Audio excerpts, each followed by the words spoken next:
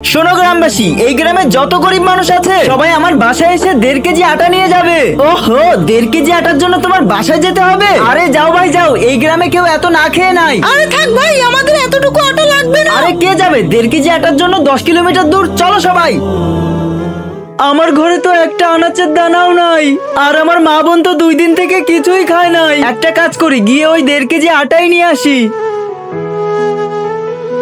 ভাইয়া বন্ধুরা, তুমি কি জানো ইসলামিক ভিডিও কিন্তু সবাই দেখে, কিন্তু তার ভিতরে 90% লোকই আছে যারা লাইক সাবস্ক্রাইব করে না। তো এখন যে এই ভিডিওটা দেখছো, সে কি এখনো ভিডিওতে একটি লাইক এবং আমাদের চ্যানেলটি সাবস্ক্রাইব করেছো?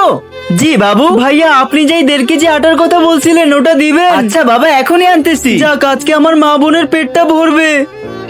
এই নাও বাবা 20 কেজি আটা।